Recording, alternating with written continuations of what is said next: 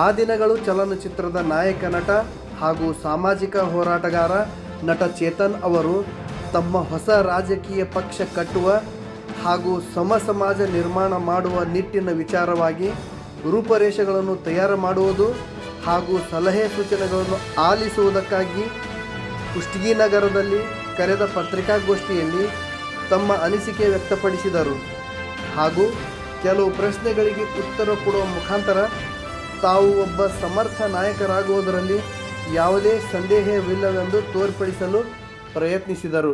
ನಮಗೆ ಇವಾಗಲೇ 85-90 ಮತಕ್ಷೇತ್ರಗಳಲ್ಲಿ ಇದೇ ಥರ ಸಭೆಗಳು ನಡೆಸಿ ನಮಗೆ ಮುಂದಿನ ಪೀಳಿಗೆಗೆ, ಮುಂದಿನ ಕರ್ನಾಟಕದ ಏಳಿಗೆಗೋಸ್ಕರ ನಾವೇನೇನು ಕೆಲಸ ಮಾಡ್ಬೋದು, ನಾವು ಯಾರ ಜೊತೆ ಸಂಪರ್ಕ ಮಾಡಿ ಯಾರ ಜೊತೆ ಈ ಸಂವಾದ ಕಾರ್ಯಕ್ರಮಗಳು, ಸಭೆಗಳು, ಸಮಾನತೆ ಸಭೆಗಳು ಇಟ್ಟಿದ್ದೀವಿ ಅಂದರೆ ಯಾರ್ಯಾರು ಸಮಾಜಮುಖಿಯಾಗಿ ಕೆಲಸ ಮಾಡ್ಕೊಂಡು ಬಂದಿದ್ದಾರೆ, ಯಾರ್ಯಾರು ಚಳುವಳಿಗಾರರು, ಹೋರಾಟಗಾರರು, ಯಾರು ಸಮಾನ ಮನಸ್ಕರು, ಯಾರಿಗೆ ಒಂದು ಸಮಾಜದ ನಿರ್ಮಾಣ ಮಾಡೋ ಉದ್ದೇಶ ಇದೆಯೋ ಅವರೆಲ್ಲರ ಜೊತೆ ಅವರ ಅನುಭವದ ಮಾತುಗಳು ಕೇಳೋಕ್ಕೆ, ಅವರ ವಿಚಾರಧಾರೆಗಳು ಕೇಳೋಕ್ಕೆ. ಮತ್ತು ಇವತ್ತು ನಾವು ಇಡೀ ಕೊಪ್ಪಳ ಜಿಲ್ಲೆ ಅಂದರೆ ಇವತ್ತು ಬೆಳಿಗ್ಗೆ ಯಲಬುರ್ಗಾ ಆಗಿರ್ಬೋದು, ಆಮೇಲೆ ಮಧ್ಯಾಹ್ನ ಕೊಪ್ಪಳ ತಾಲೂಕು ಆಗಿರ್ಬೋದು, ಇವಾಗ ತಾನೇ ಕನಕಗಿರಿ, ಇವಾಗ ನಾವು ಕುಷ್ಟಗಿಗೆ ಬಂದಿದ್ವಿ, ಎರಡು ತಿಂಗಳ ಹಿಂದೆ ನಾವು ಗಂಗಾವತಿಗೆ ಹೋಗಿದ್ವಿ. ಸೊ ನಮಗೆ ಪ್ರತಿಯೊಂದು ಮತಕ್ಷೇತ್ರನೂ ಭಾಳ ಮುಖ್ಯ ಆಗುತ್ತೆ. ಪ್ರತಿಯೊಂದು ಅದು ಮುಖ್ಯವಾಗಿ ಕಲ್ಯಾಣ ಕರ್ನಾಟಕ, ಕಿತ್ತೂರು ಕರ್ನಾಟಕ, ಮಧ್ಯ ಕರ್ನಾಟಕ ಯಾವ ಭಾಗಗಳು ನಿರ್ಲಕ್ಷ್ಯ ಆಗಿದೆ, ಯಾವ ಭಾಗಗಳು ಬೆಂಗಳೂರಿನ ಅತಿ ನಗರೀಕರಣ ಮತ್ತು ಬೆಂಗಳೂರಿನ ಮಾತ್ರ ಕೆಲವು ಕುಟುಂಬದ ಬೆಳವಣಿಗೆಗಳು ಆಗ್ತಿರೋದ್ರಿಂದ ಈ ಭಾಗಗಳು ನಿರ್ಲಕ್ಷ್ಯ ಆಗಿದೆ, ಈ ಭಾಗಗಳಿಗೆ ಹೆಚ್ಚು ಸಂಪನ್ಮೂಲ ತಲುಪಿಲ್ಲ, ಈ ಭಾಗಗಳಲ್ಲಿ ಬಡತನ ಜಾಸ್ತಿ ಇದೆ. ಸೊ ಈ ಭಾಗಗಳ ಮೇಲೆ ನಾವು ಜಾಸ್ತಿ ಫೋಕಸ್ ಮಾಡಿ, ಜಾಸ್ತಿ ಕೆಲಸ ಮಾಡಿ, ಈ ಭಾಗದ ಗಟ್ಟಿಯಾದ ಚಳುವಳಿಗಳು ಇದ್ದಾವೆ, ಈ ಚಳುವಳಿಗಳಿಂದ ವಿಚಾರಧಾರೆಗಳು, ಅನುಭವದ ಮಾತುಗಳು ಕಲಿತು ನಾವು ಹೆಂಗೆ ಮುಂದಿನ ಹೆಜ್ಜೆ ತೊಗೊಂಡೋಗ್ಬೋದು, ಇಡೀ ಕರ್ನಾಟಕದ, ಅಖಂಡ ಕರ್ನಾಟಕದ ಏಳಿಗೆಗೋಸ್ಕರ ನಾವು ಚರ್ಚೆ ಮಾಡ್ತಾ ಇದ್ದೀವಿ. ಸೊ ಆ ಉದ್ದೇಶ ಇಟ್ಕೊಂಡು ನಾನು ಇವತ್ತು ಕುಷ್ಟಗಿಗೆ ಬಂದಿದ್ದೀನಿ.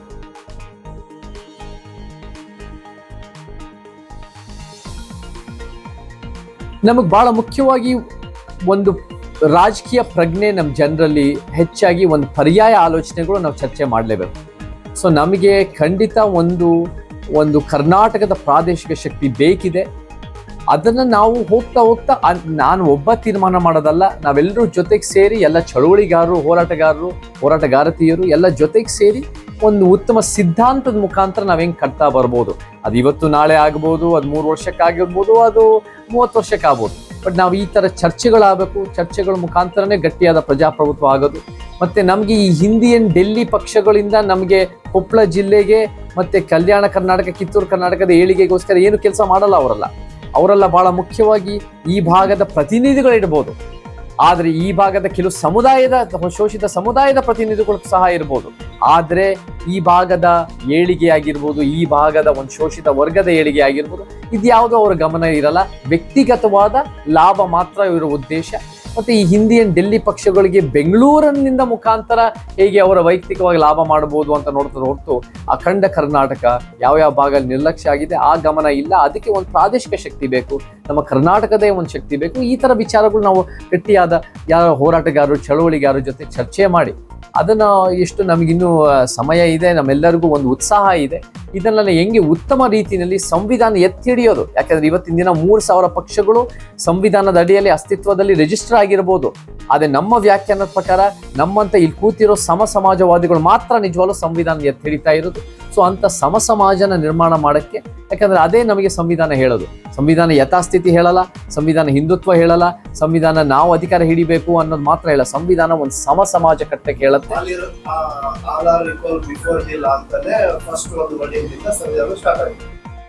ಅದು ನಾವು ಉದ್ದೇಶದಲ್ಲಿ ಆ ಒಂದು ಸಮಾಜ ಅನ್ನೋದು ಜಾತಿ, ಲಿಂಗ, ವರ್ಗ, ಭಾಷೆ, ಉದ್ಯೋಗ, ಸಾಂಸ್ಕೃತಿಕ ಎಲ್ಲ ರೀತಿ ಧಾರ್ಮಿಕ ಸಮಾನತೆ ಅನ್ನೋದು ನಮ್ಮ ಮೂಲ ಉದ್ದೇಶ. ನ್ಯಾಯ, ವೈಜ್ಞಾನಿಕ ಆಲೋಚನೆಗಳು. ಸೊ ಇದೆಲ್ಲ ನಮಗೆ ಚರ್ಚೆಗಳಾದಷ್ಟು ಪ್ರಜಾಪ್ರಭುತ್ವ ಬೆಳೆಯುತ್ತೆ, ಚರ್ಚೆಗಳಾದಷ್ಟು ನಾವು ಸಂವಿಧಾನ ಎತ್ತಿ ಹಿಡಿಬೋದು. ಅದೇ ನಮ್ಮ ಮೂಲ ಉದ್ದೇಶ. ಹೊಸ ಪಕ್ಷಗಳು ಕಟ್ಟಿದ್ರೆ ಉದ್ದೇಶಗಳು ಯಾವುದು? ನಮ್ಮ ಉದ್ದೇಶ ನಾವು ಇನ್ನೂ ಹೊಸ ಪಕ್ಷಗಳು ಕಟ್ತೀವಿ ಅಂತ ನಾವೆಲ್ಲೂ ಅನೌನ್ಸ್ ಮಾಡಿಲ್ಲ.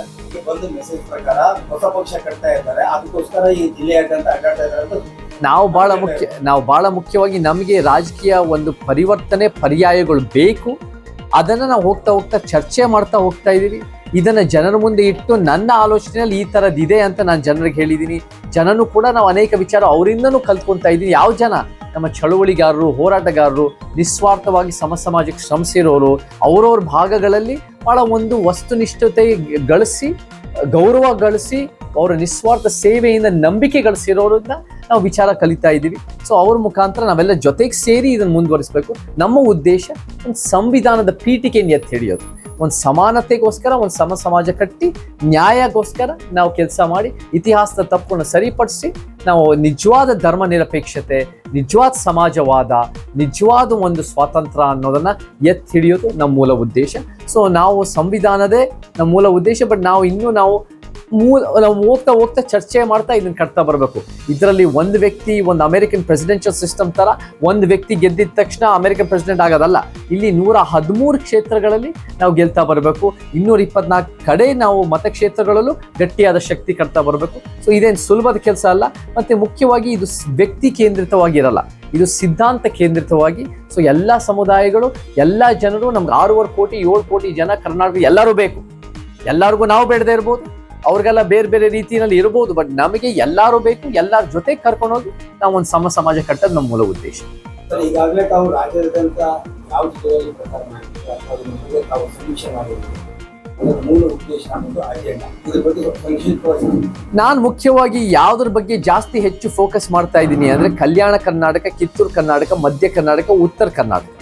ಯಾವ ಭಾಗಗಳು ಇವಾಗಲೇ ನಮಗೆ ಕಲಬುರಗಿ, ಯಾದಗಿರಿ, ಮತ್ತು ನಮಗೆ ಬೀದರ್ ಆಗಿರ್ಬೋದು, ಮತ್ತು ಇವಾಗ ತಾನೇ ಬಾಗಲಕೋಟೆ ಮುಗಿಸ್ಕೊಂಡು ಇಲ್ಲಿ ಬಂದಿದ್ದೀವಿ. ಬಾಗಲಕೋಟೆ ಸಂಪೂರ್ಣವಾಗಿ ಅಲ್ಲಿ ಬೀಳಿಗೆ ಆಗಿರ್ಬೋದು, ಅಲ್ಲಿ ಮುದೋಳು, ತೇರದಾಳು, ಆ ಒಂದು ಇಳ್ಕಲ್ಲು, ಆ ಮತಕ್ಷೇತ್ರಗಳಾಗಿರ್ಬೋದು. ಬಿಜಾಪುರ್ನಲ್ಲೂ ನಾವು ಗಟ್ಟಿಯಾಗಿ ಕಟ್ತಾ ಬರ್ತಾ ಇದ್ದೀವಿ. ಈ ಭಾಗದಲ್ಲಿ ನಮಗೆ ಕೊಪ್ಪಳ ಮತ್ತು ರಾಯಚೂರು ಮತ್ತು ಈ ಬಳ್ಳಾರಿನೂ ಕೂಡ ನಮ್ಗೆ ಭಾಳ ಮುಖ್ಯ. ನಮಗೆ ಮುಖ್ಯವಾದ ಉದ್ದೇಶ ಅಂದರೆ ಎಲ್ಲಿ ನಮಗೆ ಹೆಚ್ಚು ಸಂಪನ್ಮೂಲಗಳು ತಲುಪಿಲ್ವೋ, ಎಲ್ಲಿ ಹೆಚ್ಚು ಹಿಂದುಳಿವಿಕೆ ಇನ್ನು ಹೆಚ್ಚಿದೆಯೋ, ಎಲ್ಲಿ ಒಂದು ರೀತಿ ಅನ್ಯಾಯ ಜಾಸ್ತಿ ಇದೆಯೋ, ಈ ಭಾಗಗಳ ಏಳಿಗೆ ನಮ್ಮ ಮೂಲ ಗುರಿ.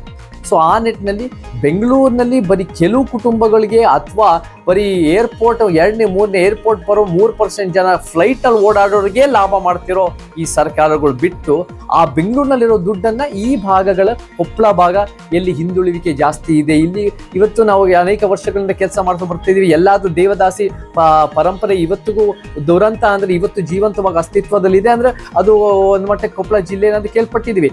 ಈ ನಿಜವಾದ ಒಂದು ಸಮಾಜದ ಪಿಡುಗುಗಳು, ಅನ್ಯಾಯಗಳನ್ನು ನಾವು ಅದನ್ನು ಗುರುತಿಸಿ ನಾವು ನ್ಯಾಯ ಒದಗಿಸೋದು ಬಹಳ ಮುಖ್ಯ ಉದ್ದೇಶ. ಸೊ ಆ ಕಾರಣಕ್ಕೆ ಎಲ್ಲೆಲ್ಲಿ ನಮಗೆ ಹೆಚ್ಚು ಹಿಂದುಳಿವಿಕೆ ಇದೆಯೋ ಅದು ನಮ್ಮ ಫಸ್ಟ್ ಫೋಕಸ್ಸು. ಎಲ್ಲೆಲ್ಲಿ ಜಾಸ್ತಿ ಪಡೆದಿದ್ದಾರೋ ಅಂಥವರಿಂದ ನಾವು ಸಮಾಜಕ್ಕೆ ವಾಪಸ್ ಕೊಡಬೇಕು. ಅದು ನ್ಯಾಯದ ಪರಿಕಲ್ಪನೆ ಅಂತ ನಮ್ಮ ವಾದ.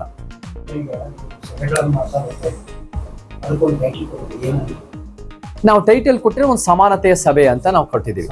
ಒಂದು ಸಮಾನತೆಯ ಸಭೆ, ನಾವು ಸಮಾಜ ನಿರ್ಮಾಣ ಮಾಡೋಕ್ಕೆ ನಮ್ಮ ಉದ್ದೇಶ. ಸಮಾನತೆ ಅನ್ನೋ ಸಂವಿಧಾನ ಪೀಠಿಕೆಯಲ್ಲಿದೆ. 3 ಲಕ್ಷ ವರ್ಷದ ಮನುಕುಲದ ಇತಿಹಾಸದಲ್ಲಿ ಸಮಾನತೆಯೇ ಉತ್ತಮವಾದ ಸಿದ್ಧಾಂತ. ನಾವೆಲ್ಲರೂ ಒಂದು ಸಮಾಜವಾದಿಗಳಾಗಿ ನಾವು ಕೆಲಸ ಮಾಡ್ತಾ ಇದ್ದೀವಿ. ಸೊ ನಮ್ಗೆಲ್ಲ ರೀತಿಯ ಸಮಾನತೆ ನಮ್ಮ ಉದ್ದೇಶ. ಅದ್ರ ಜೊತೆ ಪರಿಸರ ರಕ್ಷಣೆ ಆಗಿರ್ಬೋದು, ಭ್ರಷ್ಟಾಚಾರ ಕಿತ್ತಾಕದಾಗಿರ್ಬೋದು, ಶಿಕ್ಷಣ ಆರೋಗ್ಯದ ಸಂಪೂರ್ಣವಾದ ಪರಿವರ್ತನೆ ಆಗಿರ್ಬೋದು, ಪೊಲೀಸ್ ವ್ಯವಸ್ಥೆಯ ಸುಧಾರಣೆ ಆಗಿರ್ಬೋದು, ಮತ್ತು ಓವರ್ ಆಲ್ ಇಡೀ ಸಿಸ್ಟಮ್. ಇವತ್ತು 5 ತ್ಯಾಪೆ ಹಚ್ಚೋ ಸ್ಕೀಮ್ ತಂದ್ಬಿಟ್ಟು ನಾವು ಸಮಾಜನ ಉದ್ಧಾರ ಮಾಡ್ತೀವಿ ಅಂತ ಹೇಳೋಕ್ಕಾಗಲ್ಲ. ನೀವು 5 ತ್ಯಾಪೆ ಹಚ್ಚೋ ಸ್ಕೀಮ್ ತಂದರೆ ನೀವು ಅಧಿಕಾರಕ್ಕೆ ಬರ್ಬೋದು.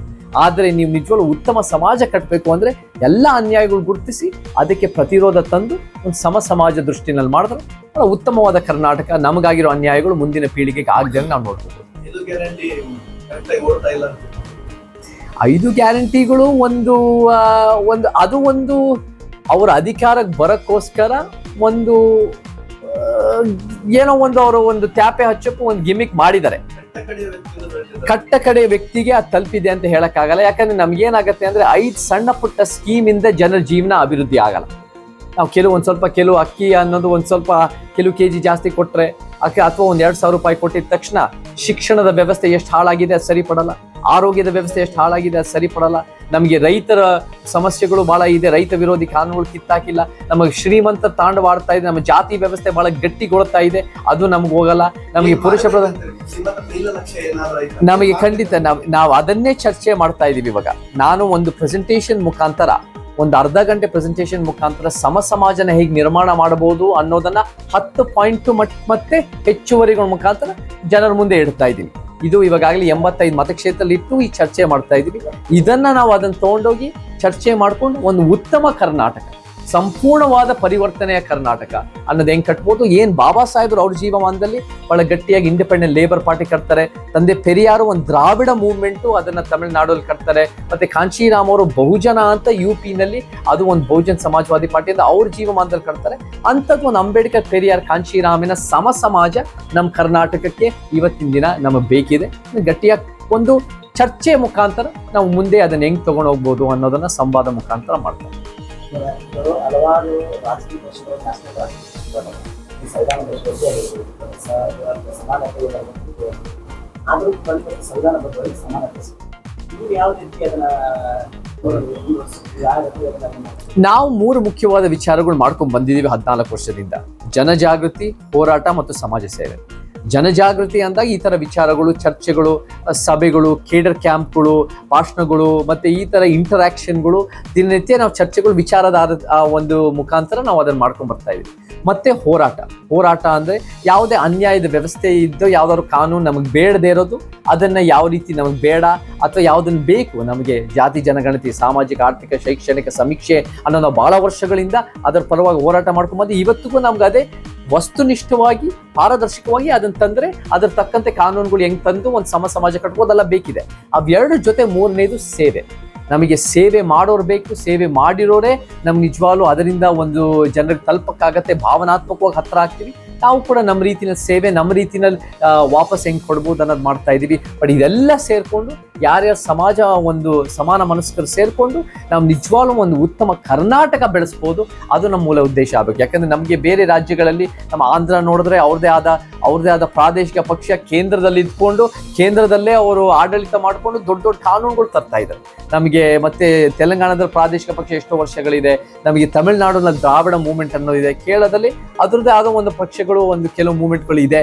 ಸೊ ನಮಗೆ ಆದ ಒಂದು ನಮ್ಮ ದ್ರಾವಿಡ ಅನ್ನೋ ಒಂದು ಕರ್ನಾಟಕ ಅನ್ನೋ ಒಂದು ಬಹಳ ಗಟ್ಟಿಯಾದ ಶಕ್ತಿನಲ್ಲಿ ನಮ್ದೇ ಆದ ತನ ಇಲ್ಲ. ಅದು ಎಲ್ಲೋ ಒಂದ್ ಕಡೆ ಹಿಂದಿಯನ್ ಡೆಲ್ಲಿಯ ಅವ್ರು ಹೇಳ್ದಂಗೆ ಕೇಳಬೇಕು, ನಮ್ಮ ತನ ನಾವು ಎತ್ತಿಡಿಯಕ್ಕಾಗಲ್ಲ ಅಂದ್ರೆ ಅದು ಒಂದು ಬಹಳ ದುರಂತ ಮತ್ತೆ ವಿಪರ್ಯಾಸ ಅಂತ ಹೇಳಕ್ ಇಷ್ಟಪಡ್ತೀನಿ. ಇದನ್ನ ನಾವು ಹೆಂಗೆ ಚರ್ಚೆ ಮುಖಾಂತರ, ಕೆಲಸದ ಮುಖಾಂತರ, ಸೇವೆ, ಹೋರಾಟದ ಮುಖಾಂತರ ಪರಿವರ್ತನೆ ತರಬಹುದು ಅನ್ನೋದು ಬಹಳ ಗಟ್ಟಿಯಾಗಿ ವಿಚಾರಗಳು ಹೊರಗೆ ಬರಬೇಕು. ಕರ್ನಾಟಕದಲ್ಲಿ ಪ್ರಾದೇಶಿಕ ಪಕ್ಷಗಳಿಗೆ ಹೆಚ್ಚಾಗಿ ಜನ ಮಾನ್ಯತೆ ಕೊಡ್ತಾ ಇಲ್ಲ ಅಂತ ಸಮೀಕ್ಷೆ ಹೇಳ್ತೀವಿ. ಈಗ ಇರೋದೇ 2 ಪಕ್ಷಗಳು. ಈಗ ದೇವೇಗೌಡರು ಕಟ್ಟಿದಂತ ಪಕ್ಷ ಕೂಡ ಅವನಿಗೆ ಹಾಗೆ ಬರ್ತದೆ. ಅದರಲ್ಲಿ ತಾವು ಒಂದು ಪ್ರಾದೇಶಿಕ ಪಕ್ಷ ಕಟ್ಟಿ ಯಾವ ರೀತಿ ಜಯ ಸಾಧಿಸ್ತೀವಿ? ನಾವಿನ್ನು ಪ್ರಾದೇಶಿಕ ಪಕ್ಷ ಕಟ್ತಾ ಇದೀವಿ ಅಂತ ನಾವೇನು ಹೇಳ್ತಾ ಇಲ್ಲ. ಅಂದ್ರೆ ನಾವಿನ್ನೂ ಅದನ್ನು ತೀರ್ಮಾನ ಮಾಡಿಲ್ಲ, ಎಲ್ಲೂ ರಿಜಿಸ್ಟರ್ ಮಾಡಿಲ್ಲ, ಎಲ್ಲೂ ಅದನ್ನ ಕಂಪ್ಲೀಟ್ ಆಗಿ ನಾವು ಇದನ್ನ ಹೀಗೆ ಮಾಡ್ತೀವಿ ಅಂತ ಇನ್ನೂ ಎಲ್ಲೂ ಬಹಿರಂಗವಾಗಿ ಹೇಳಿಲ್ಲ. ಬಟ್ ನಮಗೆ ಖಂಡಿತ ನಮಗೆ ರಾಜಕೀಯ ಪರ್ಯಾಯಗಳು ನಮಗೆ ಬೇಕಿದೆ. ನಮ್ಗೆ ಇವತ್ತಿನ ದಿನ ಈ 2 ಪಕ್ಷಗಳು ಹೆಚ್ಚು ಕಮ್ಮಿ ಅವರ ಮೂಗ್ ನೇರಕ್ಕೆ ಅವರ ವೈಯಕ್ತಿಕ ಲಾಭದ ಒಂದು ರಾಜಕಾರಣಿಗಳು ಪರವಾಗಿ ಮಾಡ್ತಾ ಇದ್ದಾರೆ. 3ನೇ ಪ್ರಾದೇಶಿಕ ಪಕ್ಷ ಅಂತ ಹೇಳ್ತಾರೆ, ಅದು ಒಂದು ಮುಳುಗ್ತಿರೋ ಹಡಗು ಅಂತ ಹೇಳ್ಬೋದು. ನಮಗೆ ಕರ್ನಾಟಕ ಜನರಿಗೆ ಒಂದು ನಿಜವಾಗ್ಲೂ ಅವರ ಒಂದು ಕಷ್ಟಗಳನ್ನ ಅರ್ಥ ಮಾಡ್ಕೊಳ್ಳಕ್ಕೆ, ಅವರ ಒಂದು ಕಷ್ಟದ ಸಮಸ್ಯೆಗಳನ್ನ ಬಗೆಹರಿಸಕ್ಕೆ ಒಂದು ಪೊಲಿಟಿಕಲ್ ಪ್ಲಾಟ್ಫಾರ್ಮ್ ಅನ್ನೋದು ಇಲ್ವಲ್ಲ. ಸೊ ಆ ಕಾರಣಕ್ಕೆ ಇದನ್ನ ನಾವು ಚರ್ಚೆ ಮಾಡ್ತಾ ಹೋಗೋಣ, ಇದನ್ನ ವಿಚಾರ ತರ್ತಾ ಹೋಗೋಣ. ಮತ್ತೆ ಯಾವ ತೀರ್ಮಾನ ಮಾಡಿದಾಗ ಬಹಳ ಸ್ಪಷ್ಟವಾಗಿ ಬಹಿರಂಗವಾಗಿ ಎಲ್ಲ ಮಾಧ್ಯಮದವ್ರ ಮುಖಾಂತರ ಮತ್ತೆ ಎಲ್ಲ ಹೋರಾಟಗಾರರು ಜನಪರವಾಗಿ ಕಾಳಜಿ ಇರೋರ ಮುಖಾಂತರ ನಾವು ಬಹಿರಂಗ ಮಾಡಿ ಅದನ್ನ ಕೆಲಸ ಮಾಡ್ತೇವೆ. ಬಟ್ ಅದನ್ನ ದಿಢೀರ್ ಮಾಡೋಕ್ಕಾಗಲ್ಲ. ಇದು ವ್ಯಕ್ತಿ ಕೇಂದ್ರಿತವಾಗಿ ಆಗಕ್ಕಾಗಲ್ಲ, ಇದು ಸಿದ್ಧಾಂತ ಕೇಂದ್ರಿತವಾಗಿ ಮಾಡಬೇಕು. ಮತ್ತೆ ಅದನ್ನ ಎಲ್ಲರೂ ಜೊತೆಗೆ ಸೇರಿ ಚಳುವಳಿಗಾರರು, ಹೋರಾಟಗಾರರು, ಯಾಕಂದ್ರೆ ಹೋರಾಟಗಾರರು ಅವ್ರದೇ ಆದ ನಿಸ್ವಾರ್ಥವಾಗಿ ಕೆಲಸ ಮಾಡಿದ್ದಾರೆ. ಸೊ ಆ ನಿಟ್ಟಿನಲ್ಲಿ ಅವರೆಲ್ಲರೂ ಜೊತೆಗೆ ಸೇರ್ಕೊಂಡು ಇದು ಒಂದು ಪರಿವರ್ತನೆ ನಾವು ತರದ ಮೂಲ ಉದ್ದೇಶ ಆಗಬೇಕು ಹೊರತು ವ್ಯಕ್ತಿಯಾಗಿ ನಾನಂತೂ ನಾಳೆ ದಿನ ನಾವ್ ಏನಾದ್ರೂ ಶುರು ಮಾಡಿದ್ರು ಕೂಡ ನಾನಂತೂ ಯಾವ MLA ಆಗಲ್ಲ, ಎಲೆಕ್ಷನ್ ನಿಂತ್ಕೊಳ್ಳಲ್ಲ, ಯಾವ ಮಿನಿಸ್ಟರ್ ಆಗಲ್ಲ, ಮುಖ್ಯಮಂತ್ರಿ ಆಗಲ್ಲ. ನಮಗೆ ಕರ್ನಾಟಕ ಜನತೆಯಿಂದನೇ ಅಂತ ಲೀಡರ್ಶಿಪ್ ನ ಬೆಳೆಸೋ ಒಂದು ಮೂಲ ಉದ್ದೇಶ ಆಗಬೇಕು. ಅದು ಒಂದು ಕಾಂಶೀರಾಮ್ ಜಿ ಅವರ ಮೂಲ ಒಂದು ಆಲೋಚನೆ.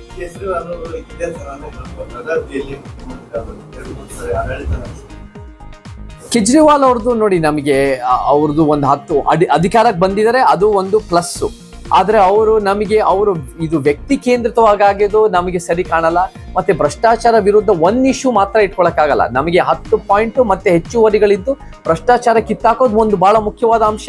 ಬಟ್ ಅವರು ಭ್ರಷ್ಟಾಚಾರ ವಿರುದ್ಧ ಅಂದ್ಬಿಟ್ಟು ಅವ್ರ ಪಕ್ಷದವರೇ ಮತ್ತೆ ಅವರು ಸೇರ್ಕೊಂಡು ಭ್ರಷ್ಟಾಚಾರದಿಂದ ಜೈಲ್ಗೆ ಹೋಗಿರೋ ಒಂದು ರೀತಿಯ ಒಂದು ದುರಾದೃಷ್ಟ, ಒಂದು ದುರ್ಘಟನೆ ನಡೆದಿದೆ. ಸೊ ಅದು ಸತ್ಯ. ಅದೇನೇ ಇದ್ರೂ ನಮಗೆ ಇಡೀ ಸಿಸ್ಟಮ್ ನಮ್ಮ ಸಮಸ್ಯೆ, ಮತ್ತೆ ವ್ಯಕ್ತಿಯಾಗಿ ನಾನು ಅಧಿಕಾರ ಹಿಡಿಬೇಕು ಅಥವಾ ನಾನು ಕುರ್ಚಿ ಕೂತ್ಕೋಬೇಕು ಅನ್ನೋ ಆಲೋಚನೆಯಿಂದ ಯಾವತ್ತೂ ಪರಿವರ್ತನೆ ಆಗಲ್ಲ.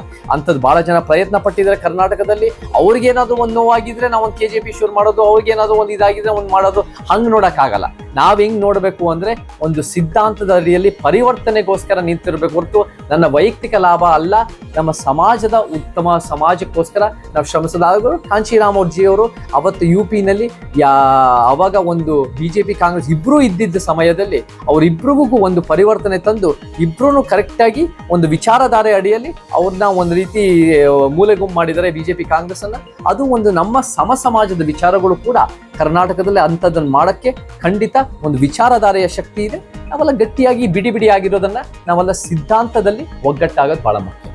ದಕ್ಷಿಣ ಭಾರತದಲ್ಲಿ ಕರ್ನಾಟಕ ಬಹಳ ವಿಭಿನ್ನ. ಸುತ್ತಲೂ ಹೇಳಿದಂಗೆ ಎಲ್ಲ ಚಳವಳಿಗಳು ಎಲ್ಲ ರಾಜ್ಯಗಳಲ್ಲಿ ಪ್ರಾದೇಶಿಕ ಪಕ್ಷಗಳು ಬಹಳ ಅಸ್ತಿತ್ವವನ್ನು ಉಳಿಸ್ಕೊಂಡಿವೆ. ಹೌದೌದು. ಕೇಂದ್ರ ಮಟ್ಟದಲ್ಲಿ ತಮ್ಮದೇ ಆದಂತಹ ತಾಕತ್ತನ್ನ ಈಗಲೂ ಕೂಡ ಪ್ರದರ್ಶನ ಮಾಡ್ತಾರೆ. ಕರ್ನಾಟಕದಲ್ಲಿ ಅದು ಸಾಧ್ಯ ಆಗಿಲ್ಲ ಅಂತ ಹೇಳಿದ್ರು. ಹೌದು. ನೀವು ಉತ್ತರ ಕರ್ನಾಟಕದ 70ಕ್ಕಿಂತ ಹೆಚ್ಚು ಜಿಲ್ಲೆ ನಷ್ಟ ಫೋಕಸ್ ಮಾಡ್ತಾ ಇದ್ರು. ಇಡೀ ಅಖಂಡ ಕರ್ನಾಟಕದಲ್ಲಿ ಈ ಸಮಾನತೆ ಸಭೆಗಳನ್ನ ಮಾಡ್ತಾ ಮುನ್ನ ಹೆಜ್ಜೆಗಳನ್ನು ಇರ್ತಾ ಇತ್ತು. ಮೊದಲನೇದಾಗಿ ಈ ಕೆಲಸ 75 ವರ್ಷಗಳಲ್ಲಿ ಅನೇಕರು ಪ್ರಯತ್ನ ಪಟ್ಟಿದ್ದಾರೆ, ಅವ್ರ ರೀತಿನಲ್ಲಿ ಪ್ರಯತ್ನ ಪಟ್ಟಿದ್ದಾರೆ. ಅದು ಬಹುತೇಕರು ಫೇಲ್ ಆಗಿದೆ. ಇದು ಬಹಳ ಕಷ್ಟದ ಕೆಲಸ. ಬಟ್ ನಾವು ಒಂದು ಪ್ರಾಮಾಣಿಕ ಪ್ರಯತ್ನ ಮಾಡಿದ್ರೆ ಏನಾದರೂ ಸಾಧ್ಯ ಉಂಟಿದೆ. ನಾವು ಪ್ರಯತ್ನ ಮಾಡಲೇ ಇಲ್ಲ ಅಂದರೆ ಖಂಡಿತ ಆಗಲ್ಲ. ಸೊ JDU ಪ್ರಾದೇಶಿಕ ಪಕ್ಷಗಳು ಸಾಕಷ್ಟು ಇವೆ. ಸೊ ನಂತರದಲ್ಲಿ ಅದು ಅಸಾಧ್ಯ ಆಗಿದೆ. ಇತ್ತೀಚೆಗೆ ಒಂದು ಪಕ್ಷದ ಹೆಸರು ಹೇಳಿದ್ರು ಅದು ಅವನತಿಯಲ್ಲಿದೆ. ಹೌದೌದು. 2 ರಾಷ್ಟ್ರೀಯ ಪಕ್ಷಗಳು ಮಾತ್ರ ಅಸ್ತಿತ್ವ ಇದೆ. ಈಗ ಸಮಾನತೆ ಸಭೆಗಳ ಮೂಲಕ ನೀವು ಮಾಡ್ತಕ್ಕಂಥ ಚಿಂತನೆ ಸಮಾನತೆ ತರ್ತಕ್ಕಂಥದ್ದು ಉತ್ತರ ಕರ್ನಾಟಕದ ಭಾಗವನ್ನ ಫೋಕಸ್ ಮಾಡ್ಕೊಂಡು ಅದಷ್ಟನ್ನ ಅನುಷ್ಠಾನ ಮಾಡಕ್ಕೆ ಸಾಧ್ಯನಾ? ಇಡೀ ಕರ್ನಾಟಕ ನಮಗೆ ಇಡೀ 224 ಮತಕ್ಷೇತ್ರಗಳಲ್ಲೂ ನಮಗೆ ಸಮಾಜವಾದಿಗಳಿದೆ. ನಮಗೆ ಸಮಾನತೆನೋ ತರ ನಮ್ಮ ಉದ್ದೇಶ. ಈ ಪಾರ್ಲಿಮೆಂಟರಿ ಸಿಸ್ಟಮ್ನಲ್ಲಿ ನಮಗೆ 113 ಸೀಟ್ ಗೆಲ್ಲೋ ತನಕ ಅಧಿಕಾರಕ್ಕೆ ಸಂಪೂರ್ಣವಾಗಿ ನಾವು ಬರೋಕ್ಕಾಗಲ್ಲ. ಸೊ 224 ಕಡೆ ನಮ್ಮ ಸಮಾನತಾ ಒಂದು ಸಭೆಗಳನ್ನ ಮಾಡೋದು ನಮ್ಮ ಉದ್ದೇಶ. ನಾವು ಇವಾಗಲೇ 85 ಮಾಡಿದ್ದೀವಿ. ಅದು ಎಷ್ಟೋ ಹಳೆ ಮೈಸೂರಿನಲ್ಲೂ ಇದೆ, ಕಲ್ಯಾಣ ಕಿತ್ತೂರು ಕರ್ನಾಟಕದಲ್ಲೂ ಇದೆ, ಕರಾವಳಿನಲ್ಲೂ ಮಾಡಿದ್ದೀವಿ, ಕೆಲವು ಮಧ್ಯ ಕರ್ನಾಟಕದಲ್ಲೂ ಮಾಡಿದ್ದೀವಿ. ಬಟ್ ಹೆಚ್ಚಾಗಿ ನಮ್ಮ ಫೋಕಸ್ ಇರೋದು, ನಾನು 14 ವರ್ಷದಿಂದ ಚಳುವಳಿ ಮಾಡ್ತಿರೋದು ಹೆಚ್ಚಾಗಿ ಉತ್ತರ ಕರ್ನಾಟಕ, ಕಲ್ಯಾಣ ಕರ್ನಾಟಕ ಹೆಚ್ಚು ಫೋಕಸ್ ಮಾಡ್ತಾ ಇದ್ದೀನಿ. ಯಾಕಂದರೆ ನಾನು ಆವಾಗಲೇ ಹೇಳ್ದಂಗೆ ಈ ಭಾಗಗಳು ನಿರ್ಲಕ್ಷ್ಯ ಆಗಿದೆ. ಬೆಂಗಳೂರಿಗೆ ಅದರದ್ದೇ ಆದ ಓವರ್ ಬೆನಿಫಿಟ್ ಕೆಲವು ವ್ಯಕ್ತಿಗಳಿಗೆ, ಕೆಲವು ಭಾಗಗಳಿಗೆ, ಅಂಥವ್ರಿಗೆ, ಕುಟುಂಬಗಳಿಗೆ ಆಗ್ತಾ ಇದೆ. ಸೊ ನಾವು ಈ ಭಾಗದಲ್ಲಿ ಪ್ರತಿನಿಧಿಗಳು ಇದ್ರೂ ಕೂಡ ಈ ಭಾಗದಲ್ಲಿ ಅವರ ಪ್ರತಿನಿಧಿಗಳು ಬೆಳೆದಿರೋರೇ ಬೆಳ್ಕೊತಾ ಇದ್ರು ಹೊರತು ಈ ಭಾಗದ ಈ ಕೊಪ್ಪಳ ಆಗಿರ್ಬೋದು ಅಥವಾ ಜನರಿಗಾಗಿರ್ಬೋದು ಎಷ್ಟು ಮಟ್ಟಿಗೆ ನ್ಯಾಯ ಸಿಗ್ತಾ ಇದೆ ಅದು ಪ್ರಶ್ನೆ ಬರುತ್ತೆ. ಸೊ ನಮಗೆ ಎಲ್ಲ 224 ಕಡೆನೂ ಸಮಾನತೆಯ ಸಭೆ ಮಾಡೋದು ನಮ್ಮ ಉದ್ದೇಶ. ಇವಾಗ 85 ಆಗಿದೆ. ಇನ್ನು ಎಲ್ಲ ಕಡೆ ಮಾಡಕ್ಕೆ ಹೋಗ್ತೀವಿ. ಬಟ್ ನಾವು ಹೆಚ್ಚು ಫೋಕಸ್ ಮಾಡ್ತಿರೋದು ಮತ್ತು ಹೆಚ್ಚು ಒಂದು ಎಫರ್ಟ್ ಹಾಕ್ತಾ ಇರೋದು ಈ ಉತ್ತರ ಕರ್ನಾಟಕ, ಕಲ್ಯಾಣ ಕರ್ನಾಟಕ ಭಾಗದಲ್ಲಿ. ಯಾಕಂದರೆ ಈ ಭಾಗದಲ್ಲಿ ಹೆಚ್ಚಾಗಿ ಅನೇಕ ಐತಿಹಾಸಿಕ, ಸಾಮಾಜಿಕ, ರಾಜಕೀಯ ಕಾರಣಗಳಿಗೆ ನಿರ್ಲಕ್ಷ್ಯ ಆಗಿದೆ. ಹೆಚ್ಚು ಹಿಂದುಳಿದಿಕೆ ಜಾಸ್ತಿ ಇದೆ.